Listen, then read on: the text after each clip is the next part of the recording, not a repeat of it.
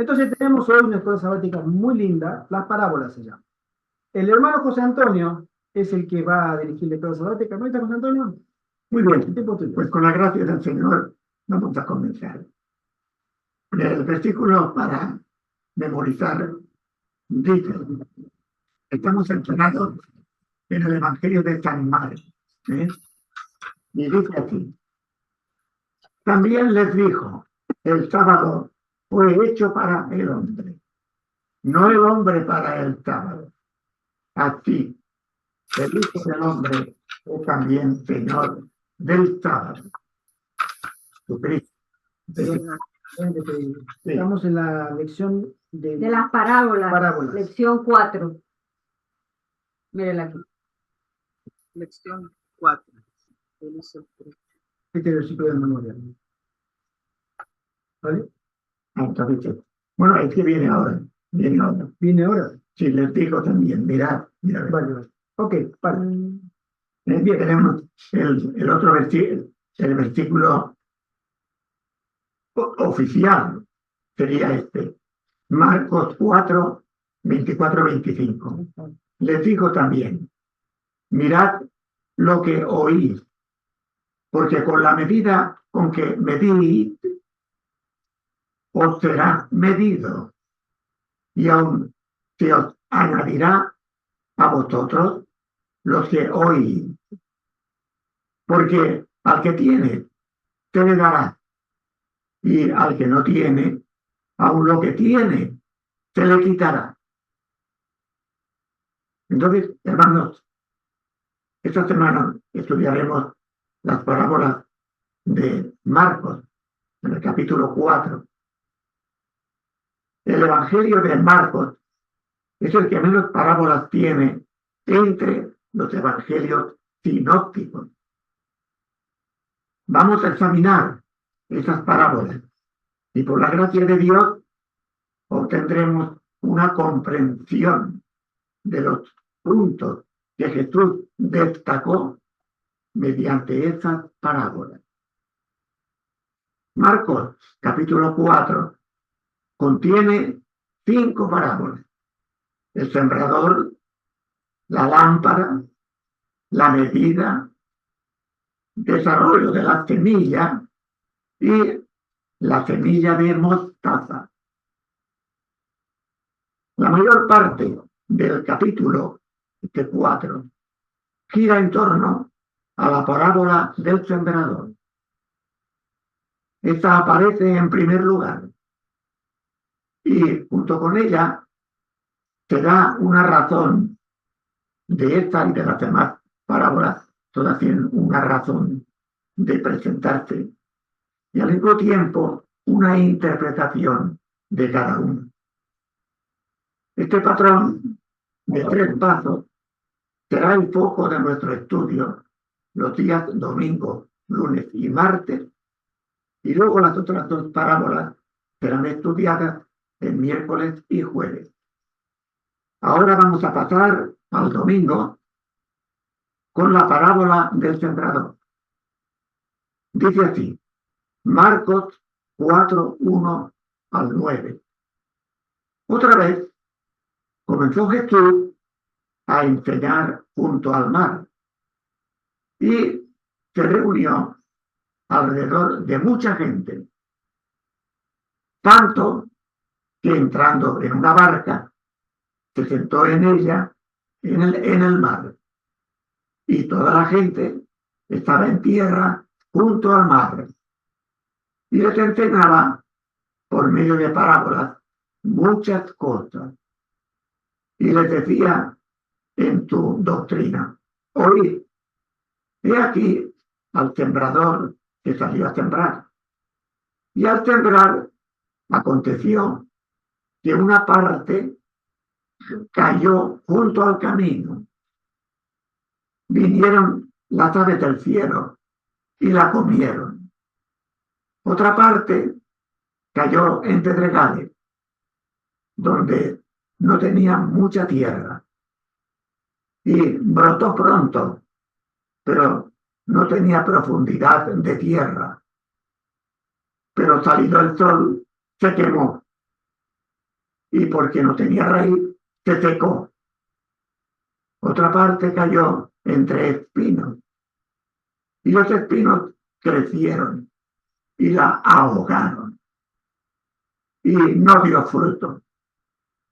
Pero otra parte cayó en buena tierra y dio fruto, pues brotó y creció, y produjo a 30, a 60 y a 100 por uno, y dio fruto. Entonces Jesús les dijo, el que tenga oídos para oír, oiga. Entonces, la pregunta, ¿cómo son los diferentes tipos de suelo y qué ocurre con la semilla que cae en cada uno? Tenemos el camino, tenemos el terreno de piedras, pedregales, tenemos los espinos y finalmente tenemos la tierra buena. Entonces, cuando leen las parábolas de Jesús en los evangelios, las personas a menudo quieren saltar rápidamente a la interpretación de Jesús. Jesús a veces se limita a decir que el reino de Dios es como, o a veces el que tenga oídos que oiga. Con esto queremos decir que es bueno, además, nosotros profundizar personalmente en las parábolas para encontrarle los muchos significados que tiene cada uno. Por tanto, hacer esto con la parábola del sembrador, vamos a estudiarla a fondo, aparte de lo que dijo Jesús, para poder sacar muchas conclusiones. La semilla es la misma en cada caso, pero cae en 4 clases diferentes de suelo. El tipo de suelo influye grandemente en el resultado de la semilla. Aquí tenemos a la hermanita Mercedes, ya tenemos aquí a la hermanita Aide, que ha levantado la mano como sabedora de este punto. La hermana Pilar también. Y la hermana Pilar también. El hermano Sí. Arturo. ¿Querías decir algo? Sí, perdone que lo interrumpa, hermano. Cuando yo escucho esta parábola de las diferentes clases de suelo y ahora que yo estoy experimentando en los huertos, enseguida me viene a mí a la mente todo ese proceso porque es totalmente la verdad. Yo aquí estoy experimentando en un patio que es una tierra arcillosa que cuando le cae el agua eso se vuelve resbaloso aquí en el patio de casa. Pero cuando le pega el sol, eso es una peña bien dura. ¿Cómo se endurece ese terreno? Y bueno, yo no he alcanzado a preparar todo el patio, pero he hecho pedacitos así y le saco toda esa cantidad de piedra y le pongo hoja seca, le pongo residuos orgánicos y todo. Y allí puse una semilla y van maravillosamente. Pero hubo un pedazo que yo no lo pude trabajar, que eso está lleno de piedra y eso es una roca tan tremenda. Y allí lo que coloqué no ha prosperado. Y si prospera de muy malas condiciones, o sea, es una cosa hay una similitud tan grande y una veracidad en lo que Dios dijo, porque bueno, él no miente, pero es una enseñanza que Él nos dejó y un ejemplo que Él pone que es tan exacto como es la palabra de Dios, así como la semilla esa, que la palabra de Dios es una semilla que yo la puse en un terreno que donde no va a prosperar, así pasa con la palabra de Dios. Las piedras, los espinos, pero donde se abonó, allí sí va a germinar. Era eso lo que quería decir. Muy bien, y muchas gracias. De nada. Sigamos adelante, queridos hermanos. La semilla que cae en el camino es devorada, fijaos esta palabra, inmediatamente. Es decir, si veremos los 4 ejemplos, cada vez las semillas tienen más duración en el suelo, ¿eh? Y al final muere, menos la última. Pero esto también es un significado, ¿eh? Repito, la semilla que cae en el camino es devorada inmediatamente por las aves. Bajan enseguida y se la comen, ¿sí? Al sembrar, dice San Marcos, al sembrar parte de la semilla, cayó junto al camino y las aves del cielo se la comieron, ¿sí? No duró nada. Esto tiene muchas aplicaciones, ¿verdad? Luego iremos a las aplicaciones. Sigue diciendo, la semilla que cae en los pedregales devora algunos días más, ¿sí? Y a veces algunas semanas, en alcanzar tu fallido resultado. Y qué triste, porque estas semillas representan seres humanos. Tu fallido resultado, ¿sí? Y que además incluye, ¿sí?, aparte de los pedregales, de las piedras, el secamiento del calor del sol. Hay muchos elementos que van en contra. Tercero, sigamos. La semilla que cae entre espinos demora aún más en morir y en alcanzar su infructífero final. Y estos, los espinos, la terminan ahogando. Dura más, pero también acaba destrozada. Pero finalmente tenemos la semilla que cae en buen suelo. Es la que el desarrollo lo tiene más largo, más prolongado. A veces son 3 o 4 meses hasta que da su fruto plenamente. Y todo este fruto en armonía con cada clase de cereal, ¿verdad? 3 de las historias tienen que ver con el fracaso. Solo la última se refiere al éxito, a una cosecha copiosa. Primera reflexión.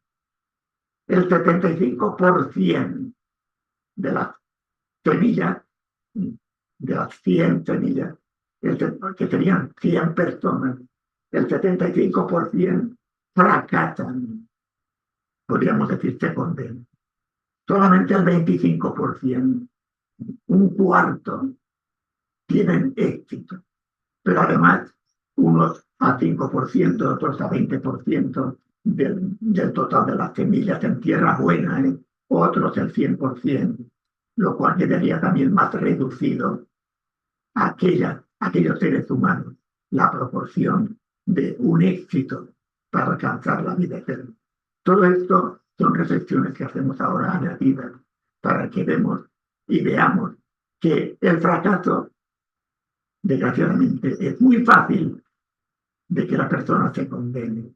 Ya decía Jesús que el camino hacia el cielo es un camino estrecho, angosto, difícil. Y esto significa que no podemos olvidarlo. Debemos estar en guardia 100% porque tenemos muchos enemigos y pocos centenares de frutos, de posibilidades para salvarnos. Pocos elementos. Bien, esto es una reflexión. Seguimos. La longitud de las historias, la creciente extensión de cada relato sucesivo y el hecho de que solo uno de ellos tiene que ver con el éxito, todo apunta al riesgo del fracaso que tiene el ser humano en su vida. Y aquellos que tienen éxito, repetimos por segunda vez, unos tienen 20, el otro 30% de la cantidad de posibilidades y muy pocos el 100%. Y ahora veremos una conclusión muy importante.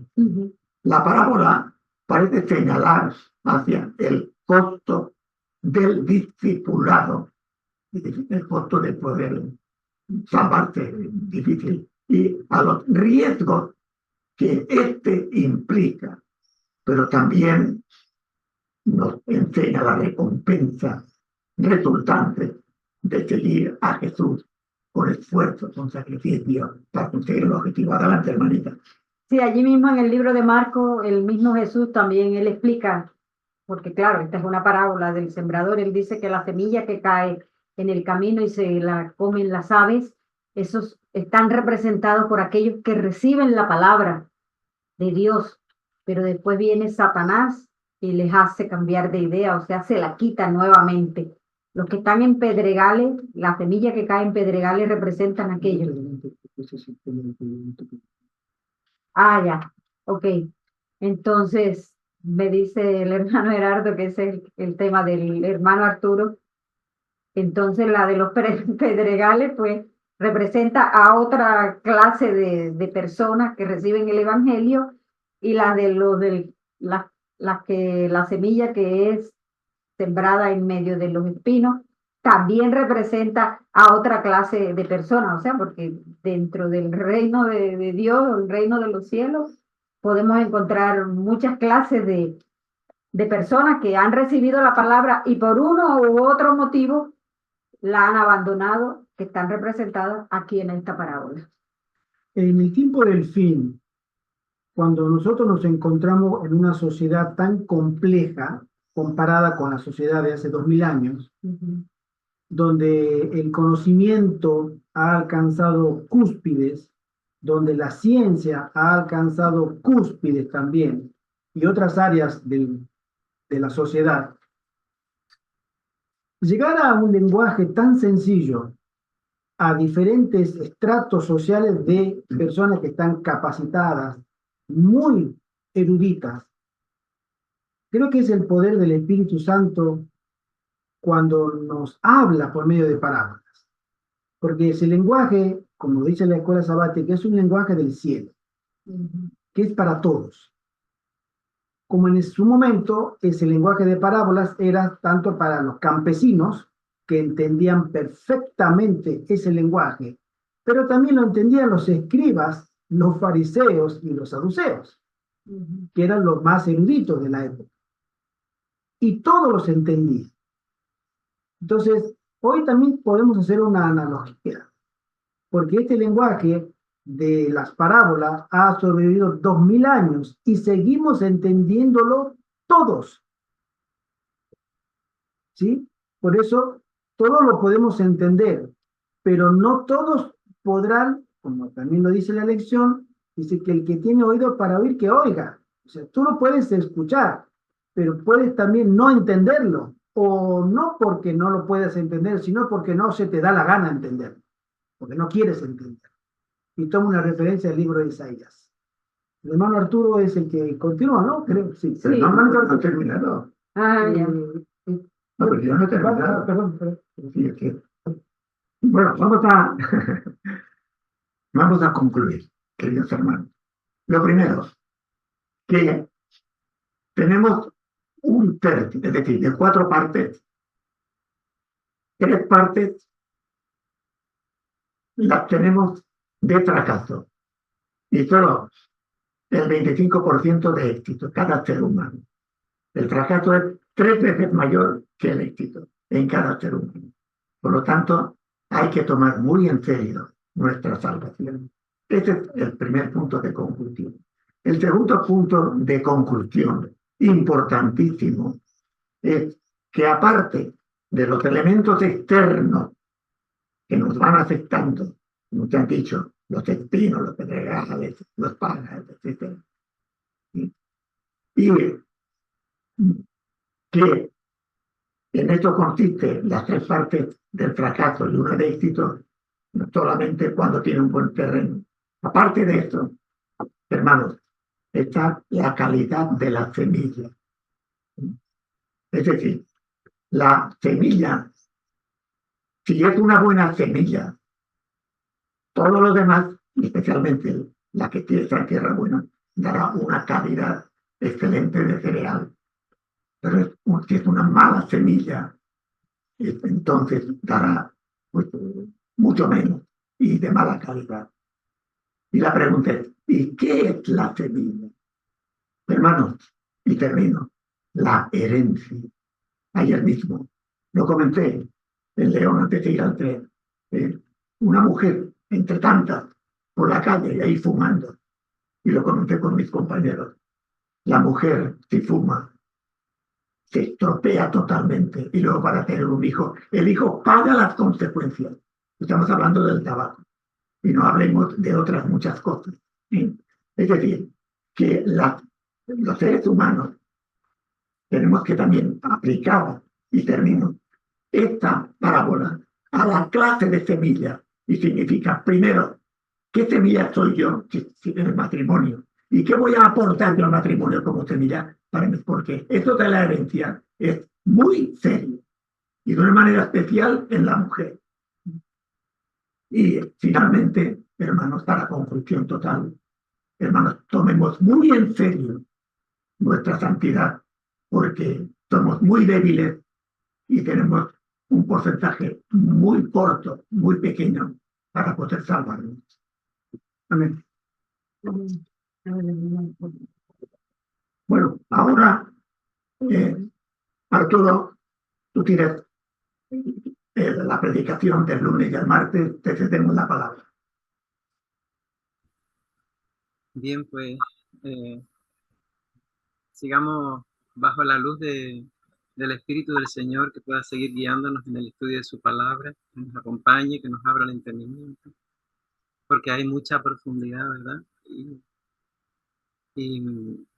queremos profundizar, queremos seguir conociendo más de la luz que el Señor quiere transmitirnos, ¿verdad? Y Él, como conocedor de la mente humana, de la naturaleza humana, pues administró la exposición de las verdades que traen esa luz del cielo, ¿no? De una manera magistral, ¿no? Y una vez terminada la parábola, Jesús la explicó ante una gran multitud y luego no dio ninguna explicación, ¿verdad? Sino que fue más adelante cuando ante las preguntas que le hacían las personas que habían quedado inquietas, se habían quedado prendadas de esa palabra y que querían seguir investigando, ¿verdad? Había una inquietud que era propicia para que el Señor pudiera seguir administrándoles esa luz. Por eso el Señor eh, usa administra, ¿verdad? La exposición de la luz de acuerdo al momento, de acuerdo a las circunstancias, a las personas, ¿no? Que están escuchando, ¿no? Y bueno, entonces vemos que Jesús va a identificar, ahora vamos a leer el pasaje, ¿verdad? Donde él hace la explicación, la interpretación, ¿verdad? Que lo vamos a encontrar en el capítulo 4 de Marcos, del versículo 13 al 20. Pero antes vamos a ver que Jesús identifica a la semilla con la palabra, ¿no?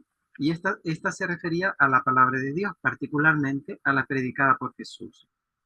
Y luego va a explicar los diferentes suelos, que son los distintos tipos de oyentes, y de acuerdo a la interpretación de Jesús, todos ellos escuchan la palabra, es decir, la semilla ha sido sembrada en todos los tipos de suelo, o sea, en todos los corazones, en todas las mentes, pero la recepción vamos a ver que es diferente. Entonces vamos a abrir ahora el capítulo 4 de Marcos y vamos a leer del versículo 13 al 20. Y dice así: y les dijo, ¿no sabéis esta parábola? Porque anteriormente ellos le preguntaron, ¿verdad? Dice, ¿no sabéis esta parábola? ¿Cómo pues entenderéis todas las parábolas?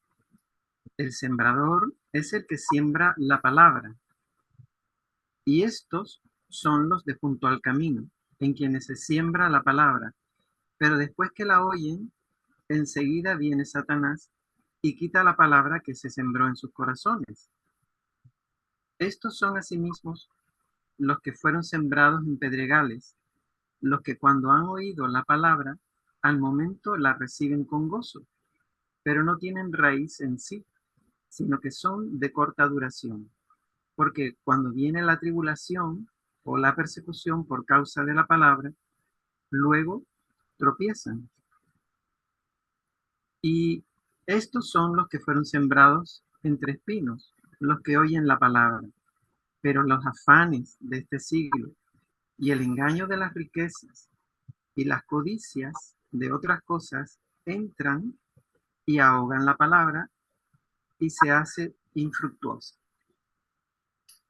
Bueno, me gustaría, con el permiso de ustedes, leerles unos pasajes que me encantaron de, de la exposición de este tema en, en el espíritu de profecía, los testimonios que el Señor ha dado a su iglesia. Y dice así: aquello a lo cual se refiere principalmente la parábola del sembrador es el efecto producido en el crecimiento de la semilla por el suelo en el cual se echa. Mediante esta parábola, Cristo decía prácticamente a sus oyentes: no es seguro para vosotros deteneros y criticar mis obras o albergar desengaño, porque ellas no satisfacen vuestras ideas.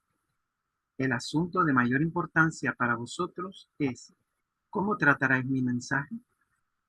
De vuestra aceptación o rechazamiento de él depende vuestro destino eterno. Lo encontramos en palabras de vida del gran maestro. Y continúa diciendo, a través de la parábola del sembrador, y esto me da esperanza, ¿no? Y da esperanza a todos los oyentes. Dice, a través de la parábola del sembrador, Cristo presenta el hecho de que los diferentes resultados dependen del terreno. En todos los casos, el sembrador y la semilla son los mismos. Así, Él enseña que si la palabra de Dios deja de cumplir su obra en nuestro corazón y en nuestra vida, la razón estriba en nosotros mismos. Pero el resultado no se halla fuera de nuestro dominio.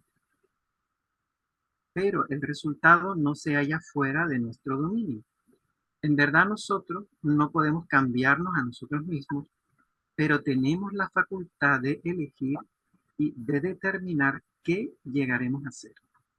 Los oyentes representados por la vera del camino, o sea, por el sendero, ¿verdad? El terreno más endurecido, el terreno pedregoso también y el de espinas, no necesitan permanecer en esa condición. Igual que los laodicenses, ¿verdad? La condición de la iglesia laodicense no necesita permanecer en esa condición. El Espíritu de Dios está siempre, siempre tratando de romper el hechizo, la infatuación que mantiene a los hombres absortos en las cosas mundanas y de despertar el deseo de poseer el tesoro imperecedero. Es resistiendo al Espíritu como los hombres llegan a desatender y descuidar la palabra de Dios. Ellos mismos son responsables de la dureza de corazón que impide que la buena simiente eche raíces y de los malos crecimientos que detienen su desarrollo.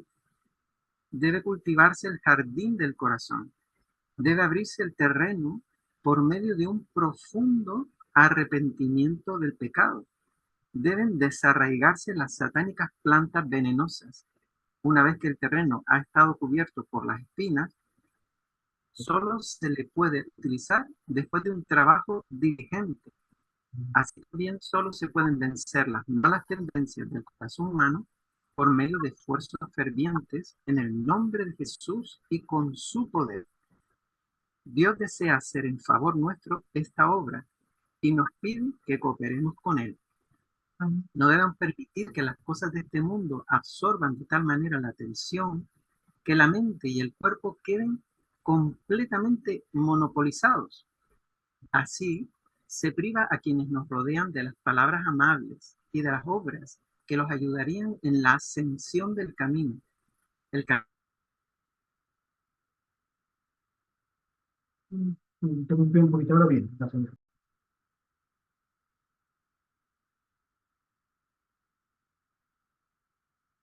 Vamos a esperar que se reconecte de nuevo el hermanito Arturo, ¿vale? Parece que tiene problema con la señal. Él está leyendo las notas de la hermana White del mismo día. Nosotros lo estamos siguiendo acá, del día lunes. Es el cuarto párrafo. ¿Sí? Lo voy a seguir leyendo. El canal de la luz está obstruido por los intereses mundanos. La gracia que Cristo anhela impartir no puede derramar. Muchos llegan a tener cada vez menos fuerza para impartir a otros porque no reciben poder de la fuente de todo poder. Dios los invita a separarse de las cosas que corroen la mente y contaminan la experiencia religiosa.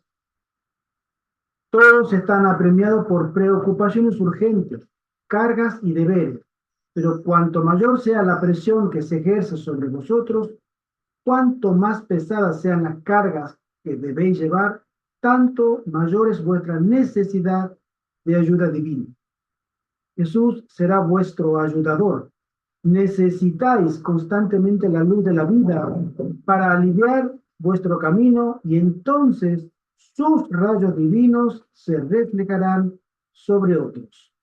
Nuestra elevada vocación, página 282. Hermano Arturo, hemos terminado de leer el párrafo porque se fue la señal. Tú continúa. Vale, vale, gracias, hermano. Bien, pues entonces vamos a pasar ahora a la razón, la parte de la lección que trata sobre cuál es la razón de por qué Jesús usaba las parábolas. Jesús quiso incitar el espíritu de investigación y él trató de despertar a los descuidados e imprimir la verdad en el corazón. La enseñanza en parábolas era popular y suscitaba el respeto y la atención no solamente de los judíos, sino de la gente de otras nacionalidades.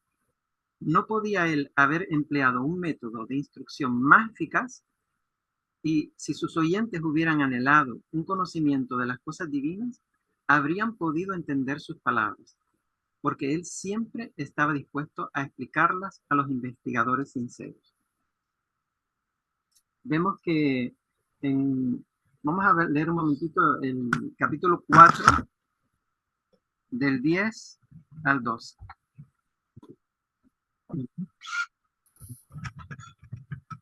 Dice, cuando estuvo solo, los que estaban cerca de él, con los 12, le preguntaron sobre la parábola.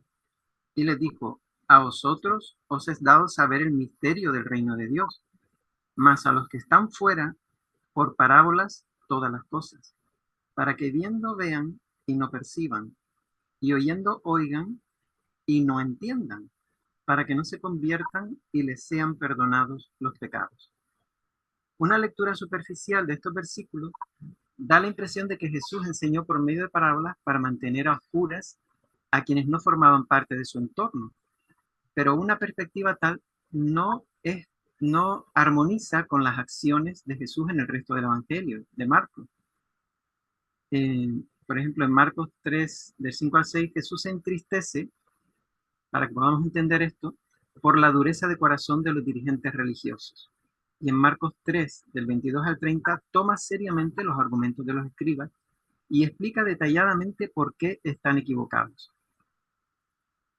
Entonces, ellos cuando escucharon, los discípulos cuando escucharon esta parte primera de por qué estaba hablándoles en parábola, entendieron bien, porque ellos están familiarizados con el Antiguo Testamento, ¿verdad? Ellos habían leído a Isaías y entonces podían entender perfectamente que era solamente debido a la dureza de corazón del pueblo, ¿verdad?, que no estaban en disposición de entender, de ver lo que Jesús, lo que Dios quería manifestarles, ¿verdad?, que era la luz del cielo, el conocimiento del reino de los cielos. Por eso es estas palabras que parecen tan duras y contradictorias con el hacer y la forma de actuar que tiene Jesús. Pero era debido solamente a esto. Ellos, los discípulos, sí entendieron perfectamente esto, aunque nosotros, con una lectura, como dice aquí, superficial, nos parece que es contradictorio, ¿no? Y es porque él estaba nombrando lo que había hecho el pueblo de Israel en su tiempo, que debido a esa dureza de corazón iban a tener estas consecuencias, que iban a ver, pero no iban a entender. Iban a oír con sus oídos, pero no iban a escuchar. Por eso dice Jesús, el que tiene oídos para oír, que oiga. O sea, dispóngase para escuchar. Y así como los discípulos se dispusieron para escuchar, tuvieron un talante, una actitud que les permitió seguir recibiendo la luz, pues como dice al principio, en la lección, ¿verdad? Al principio de la lección, en el versículo este que dice, miren lo que oyen, pues con la medida con que miren, los medirán otros, y aún les será añadido. Y dice, al que tiene, se le dará, y al que no tiene, aún lo que tiene le será quitado. Y esto tiene que ver solamente con la actitud de nuestro corazón al recibir la palabra de Dios. Entonces, Cristo dio a entender a sus discípulos que predicaba por medio de parábolas y escondía las grandes verdades que presentaba mediante expresiones figuradas para que las personas que no tenían la verdad ni la amaban, aquellos cuyos corazones habían sido desviados por sus propios caracteres y su inclinación a la complacencia propia, no pudieran conocer sus doctrinas. Era la actitud, ¿verdad? Dice, nuestro Señor calificó a los oidores infructuosos como escépticos, incrédulos, ¿no? Superficiales o secularizados. Los tales no pueden percibir la gloria moral de la verdad o su aplicación práctica y personal a sus propios corazones. Carecen de la fe que vence al mundo y en consecuencia el mundo los vence a ellos. Y es como el enemigo tiene más acceso al corazón del ser humano, a la percepción, ¿verdad?, de las cosas espirituales, ¿no? Pero Jesús tenía otra razón para enseñar en parábolas. Muy interesante, dice, entre las multitudes que se reunían a su alrededor, había sacerdotes y rabinos, escribas y ancianos, herodianos y príncipes, hombres amantes del mundo, fanáticos, ambiciosos, que deseaban sobre todas las cosas encontrar alguna acusación contra él. Sus espías seguían sus pasos día tras día para hallar alguna palabra de sus labios que pudiera causar su condena y acallar para siempre a aquel que parecía arrastrar al mundo tras sí. El Salvador entendía el carácter de estos hombres y presentaba la verdad de tal manera que ellos no pudieran hallar nada en virtud de lo cual presentar su caso ante el Sanedrín.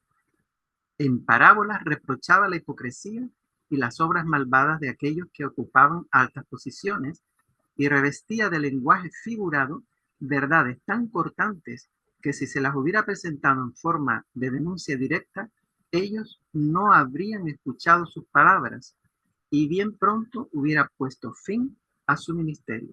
Pero mientras eludía a los espías, hacía la verdad tan clara que el error era puesto de manifiesto y los hombres de corazón sincero aprovechaban sus lecciones.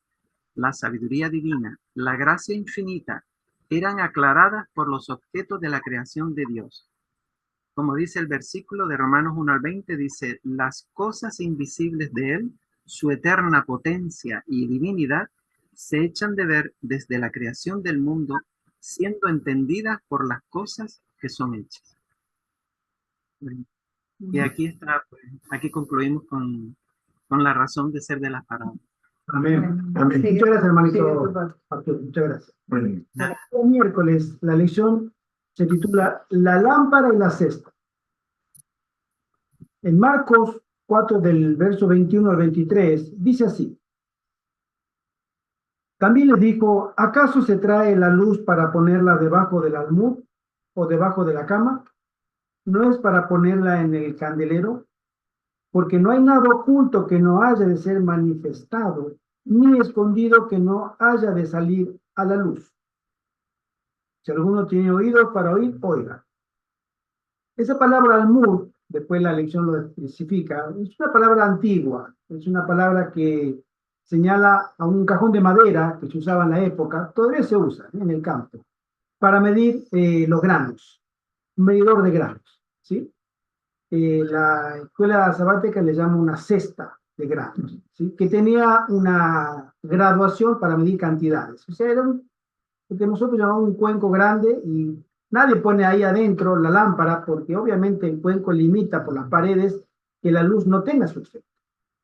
O como dice también, una ciudad alta en el monte no se puede esconder, ¿sí? Esa es la finalidad de que el Señor quiere que entendamos que nosotros tenemos que ser luz. pero no es una luz, como algunos dicen, una luz apagada, ¿no? Tenemos que ser luz.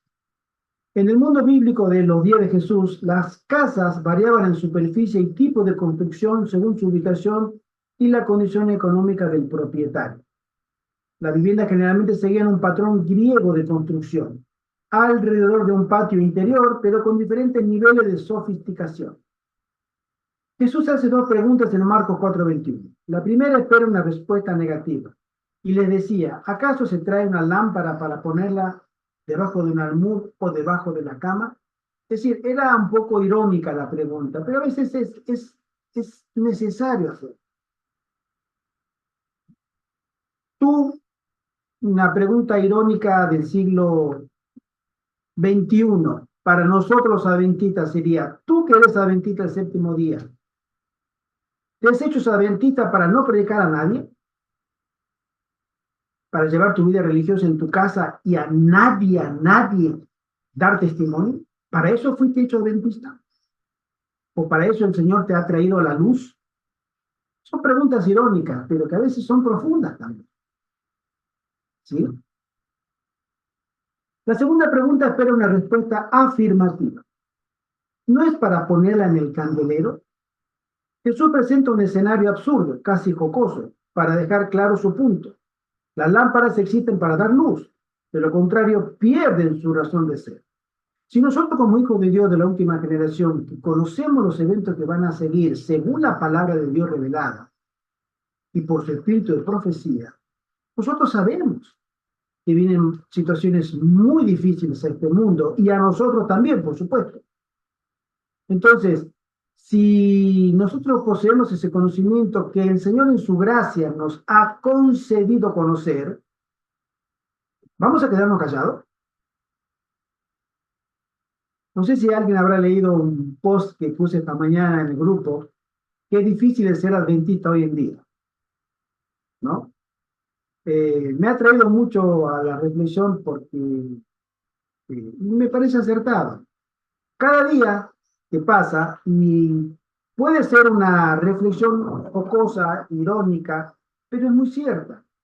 Cada día que pasa, ser adventista del séptimo día, dentro de la iglesia adventista del séptimo día, se hace más difícil. Debería ser en el mundo. Tú, en el mundo, no puedes ser adventista porque el mundo te rechaza. Es lógico. Pero dentro de nuestras filas es algo muy triste. Eso pasaba también en la época de Jesús. ¿Sí? Era una pregunta retórica a los sacerdotes, a los fariseos, a los escribas, a los líderes religiosos. Ustedes que son la luz, son los que le tapan la entrada a todo el mundo para que entre al reino de los cielos. Ustedes le cierran la puerta. Ese era el lenguaje que Jesús usaba. Marcos 4:22 explica la parábola haciendo referencia a los secretos que toman en todo público. Cualquier persona cuyo correo electrónico o computadora, dice la lección, hayan sido hackeados, sabe lo que significan secretos publicados. Pero Jesús está hablando del Evangelio. En Marcos, el mismo capítulo 4, versos 24 y 25 dice, le digo también, mirad lo que oís, porque con la medida con que medís, os será medido, y aún se os añadirá a vosotros los que oís, porque el que tiene se le dará, y al que no tiene, aún lo que tiene se le quitará.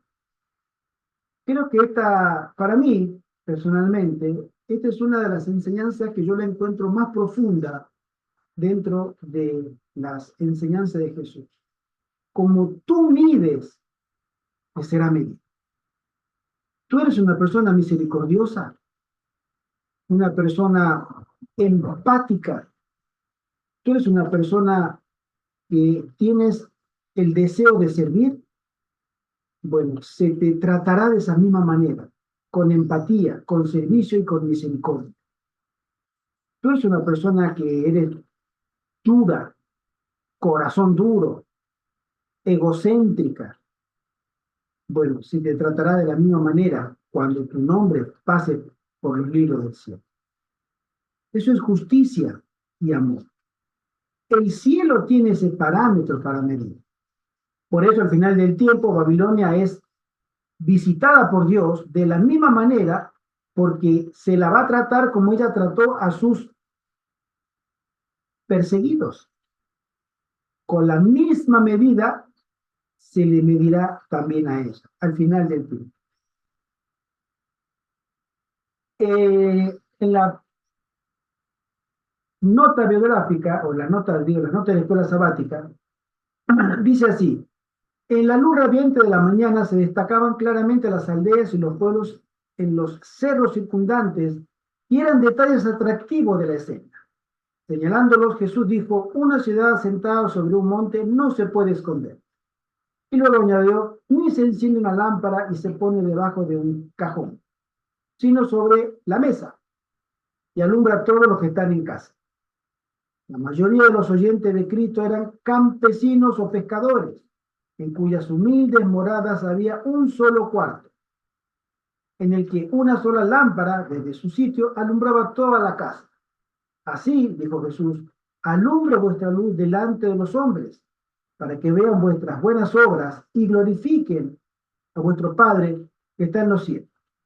Qué lindo cuando a nosotros se nos puede señalar como que, qué lindo ese hermano Arturo, cómo habla, y yo me siento identificado y doy gracias a Dios que él me visitó.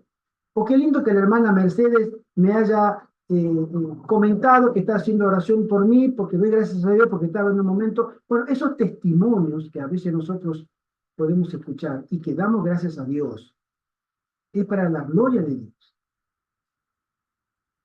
Esa es la manera en que el cristiano debería ser luz en un lugar correcto, puesto arriba, ¿no? Para que alumbre a los demás. Porque nosotros estamos hechos para alumbrar. A nosotros nos llegó la luz de otro cristiano cuando conocimos el Evangelio, cada uno en su contexto, en su historia, ¿sí? Y esa luz que brilló en ese cristiano nos tocó a nosotros y nos hizo convencer. El Espíritu Santo obró un poder de convencimiento para aceptar esa.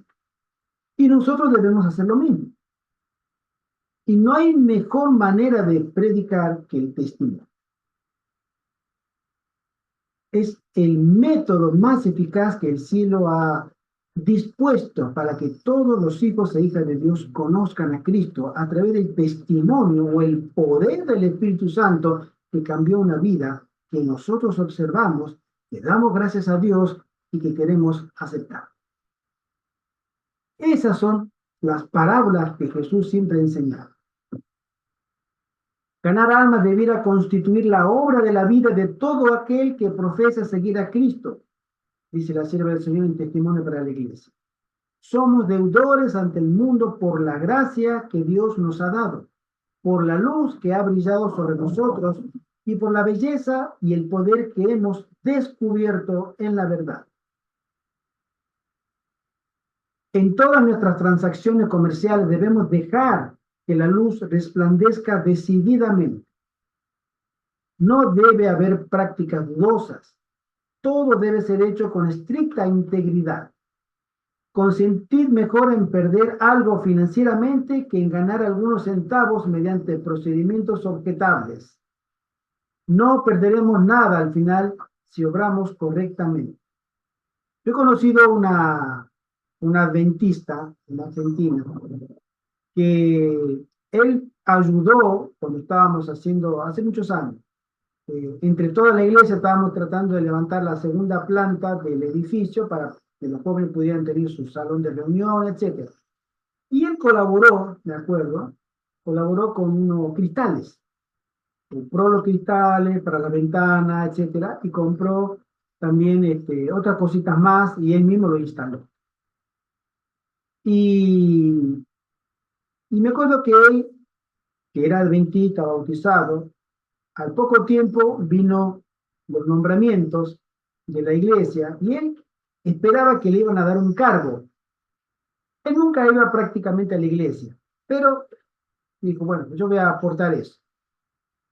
Y cuando hubo el nombramiento, no lo nombraron a él, no le dieron ningún cargo y se enojó. se enojó mucho, se enojó mucho. Es más, dejó la iglesia, ¿sí? Porque él le dijo: "Ah, yo gasté mucho, y yo esperaba que me iban a dar un carro". Y a veces queremos hacer transacciones con Dios. Yo te doy esto, pero tú me tienes que dar esto. Y si tú no me lo das es porque tú eres una... O sea, no está bien. Esa persona, después por la iglesia, nunca más regresó a la iglesia. Y hace poco falleció también, ¿sí? Nunca más regresó a la iglesia. Entonces, a veces queremos negociar con Dios, Porque pensamos que Dios se maneja de la manera en que se maneja el mundo. o nosotros, Exacto, como nos ¿sí? manejamos nosotros. Y Dios Y, no se maneja y así. Dios no se mete Exactamente. para nada, ¿sí? Debemos vivir la ley de Dios en nuestro mundo y perfeccionar un carácter de acuerdo con la similitud divina. Todos los negocios, ya sea que aquellos que tienen nuestra fe como con los que no la profesan, deben ser realizados de acuerdo con principios claros y rectos. Todo debe verse a la luz de la ley de Dios. Todo debe realizarse sin fraude, sin duplicidad, sin doble moral o doble medida, sin una mancha de engaño. Y la hermana Juárez dice: hijos e hijas de Dios, abominación son a Jehová las pesas falsas. Eso también lo dice Moisés. ¿Sí? El jueves dice: Jesús enseñó por ilustraciones parábolas sacadas de la naturaleza y de los acontecimientos familiares de la vida diaria. Creo que la mayor enseñanza que Jesús nos haya podido dejar a nosotros son las parábolas, porque tienen una profundidad de, de análisis, porque las parábolas nos hablan a nosotros al alma, no nos hablan al intelecto,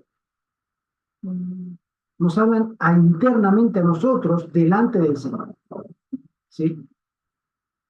De esta manera asociaba las cosas naturales con las espirituales, vinculando las cosas de la naturaleza y la vida de sus oyentes con las verdades sublimes de la palabra escrita. Una de las parábolas más hermosas e impresionantes de Cristo es la del sembrador y la semilla. En Consejo para los Maestros, página 132, la sierva del Señor dice lo siguiente: así es el reino de Dios, dijo él, como cuando un hombre echa semilla en la tierra y duerme y se levanta de noche y de día, y la semilla brota y crece sin que él sepa cómo, porque de suyo lleva fruto. En la tierra primero hierba, luego espiga, después grano en la espiga. El que dio esta parábola era el mismo que había creado la diminuta simiente, le había dado sus propiedades vitales y ordenado las leyes que debían gobernar su crecimiento, e hizo de ella una ilustración viva de la verdad tanto en el mundo natural como en el espiritual. Nosotros, personalmente nunca me he criado en el campo. Esta es mi primera experiencia en el campo. Y a veces le digo al Señor: qué pena de lo que me perdí, de lo que me perdí. Y cuando pienso en eso, también le pido, por así decirlo, post-mortem: mamá, perdóname. Porque yo no la entendía a mi mamá cuando ella, con mucho esmero, cultivaba sus flores en su patio, en casa allá en Argentina. Y nosotros, todos nosotros, no la entendíamos. Y a veces le decía: mamá, ¿por qué estás tantas horas agachada con tus plantitas, tu plantita? ¿Por qué no te vas a la verdulería y lo comprás y listo? ¿Sí? Y no entendíamos, ninguno de los siete, ninguno de nuestros hermanos entendíamos. Y ella decía: déjenme, a mí me gusta esto. Yo me crié en el campo. Y es lindo, a mí me gusta cuidar mis plantas, cuidar. A ella tenía a veces más flores que hortalizas. Y le gustaba y se pasaba horas. Y yo no la entendía, no la entendía. Y hoy la veo a mi esposa, con tanto esmero, haciendo el mismo trabajo, y la admiro. Y digo: qué sabiduría la del Señor cuando dice que el carácter de las personas se va a transformar cuando nos dediquemos a la agricultura. Que nuestra paciencia se irá mejorando y perfeccionando. Cuando vemos que a veces mi mujer me trae una bandeja con los plantines y me dice, mira papi, mira, y son pequeñitas así, las plantitas que tienen 1 centímetro, pero que la semana pasada no había nada. Y ella le Era ponía semilla. el dedito, la semilla con el dedito, la empujaba y le echaba un poquito de agua y desaparecieron de la vista las semillas. Y a la semana aparece una cosita de medio centímetro y después va creciendo. Y con mucho esmero lo hace. Y a veces digo, qué sabiduría la de Señor. Qué profundidad de conocimiento que tiene el campesino. Si yo me pongo al lado de un campesino y me pongo al lado de un ingeniero de informático o de ingeniería cuántica, por así decirlo, ¿con cuál te quedas? Bueno, permítame decirle, yo me quedo al lado del campesino. Claro, porque está cultivando la semilla que nos va a dar de comer. Porque él me puede enseñar mucho más Exacto. que fórmulas matemáticas y complejidades de otras ciencias que no me dan resultados para la eternidad. Exactamente. Pero un campesino va a decir, tú tienes que hacer esto, tienes que hacer aquello. Y no solamente que no dan fórmulas para la eternidad, sino que el campesino está todos los días labrando la tierra que produce el alimento que nos comemos todos los días.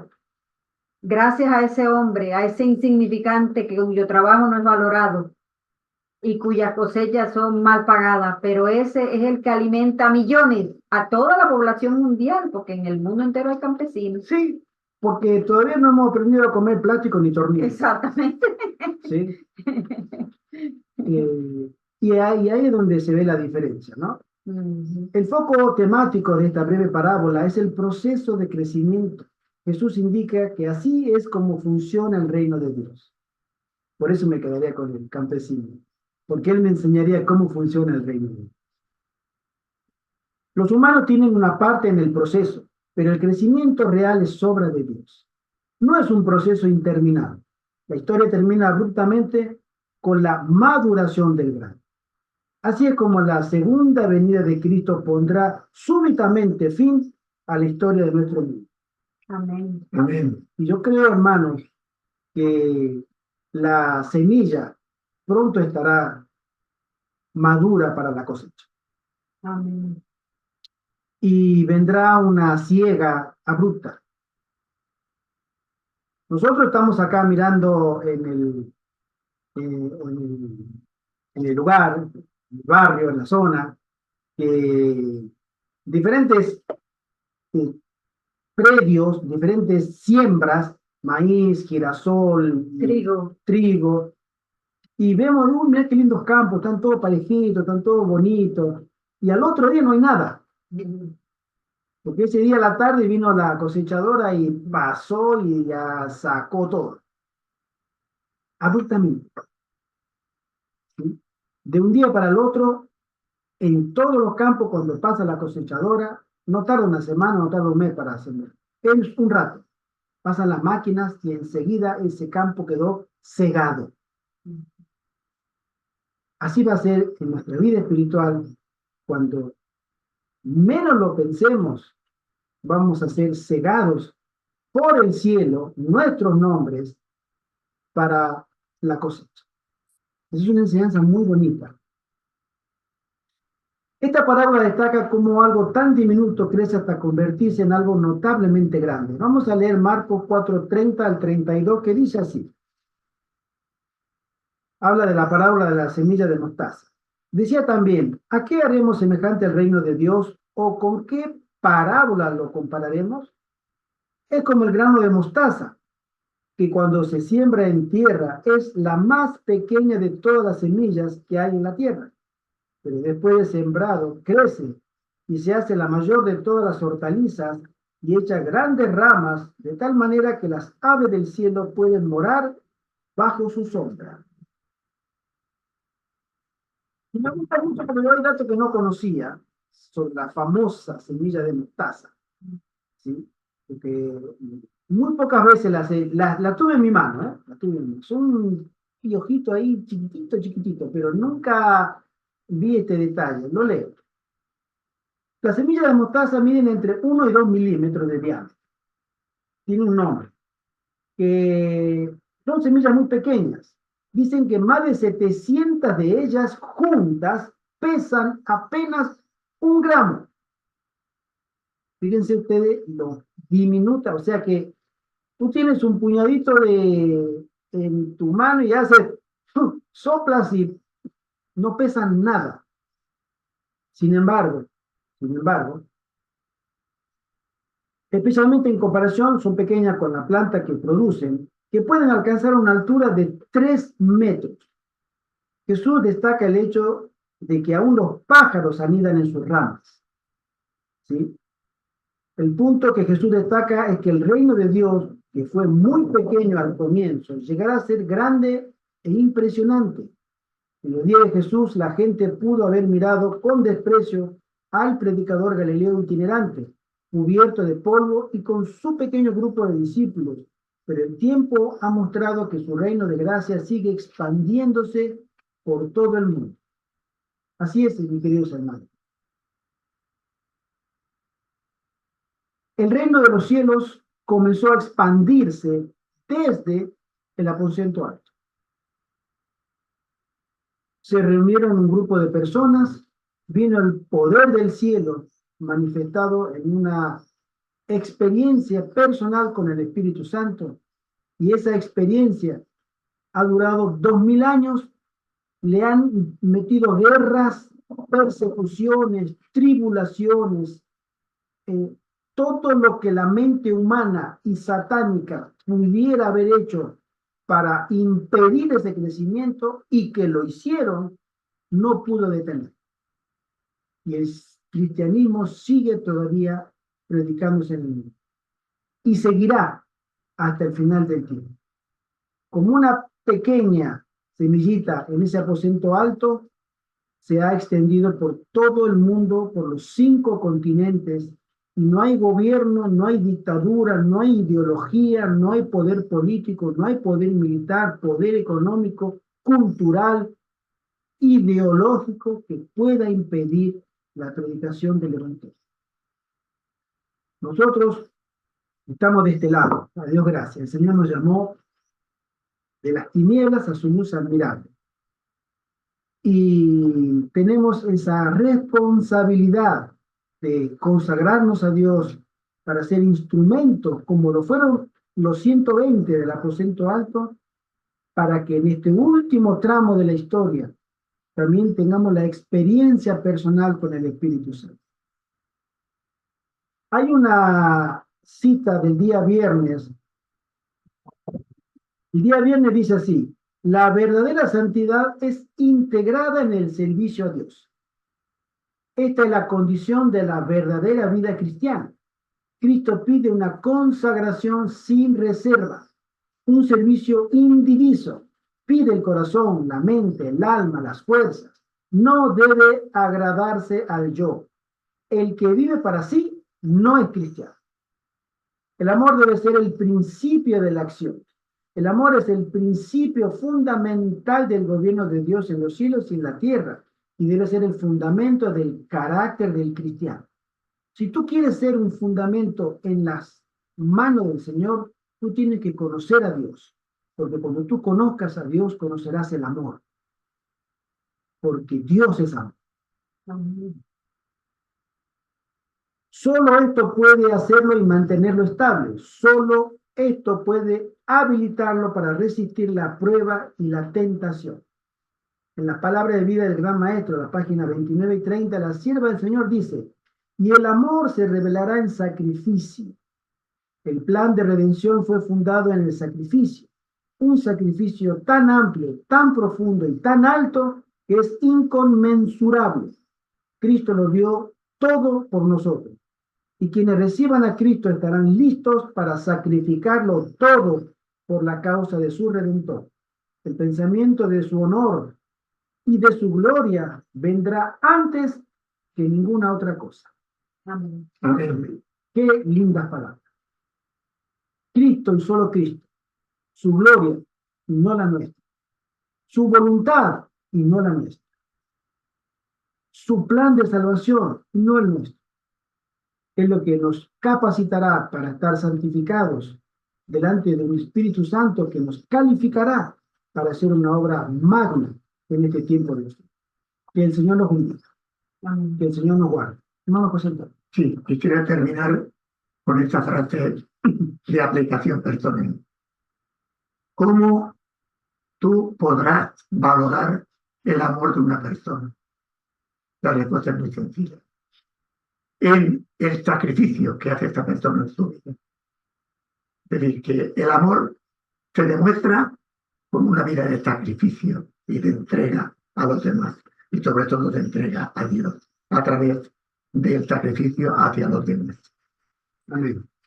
Que el Señor nos bendiga y que el Señor nos guarde y nos prepare para una obra maravillosa que Él desea hacer en el lugar en que nos encontramos.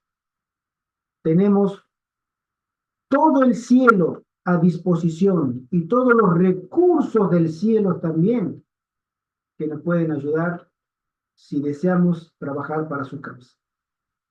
Que el Señor te bendiga. Amén. Amén. Amén. Oremos. Nuestro querido Padre que estás en el cielo, Señor, gracias por este momento tan lindo de poder estudiar tu palabra y de entender, Señor, por medio de parábolas, las verdades eternas que tú quieres que nosotros conozcamos y asimilemos. Gracias por que nos has dado hasta este momento tanto cuidado y bendición. Amén. Rogamos por toda tu iglesia en toda la redondez de la tierra, Señor. En tu día santo, en el nombre de Jesús. Amén. Amén. Amén.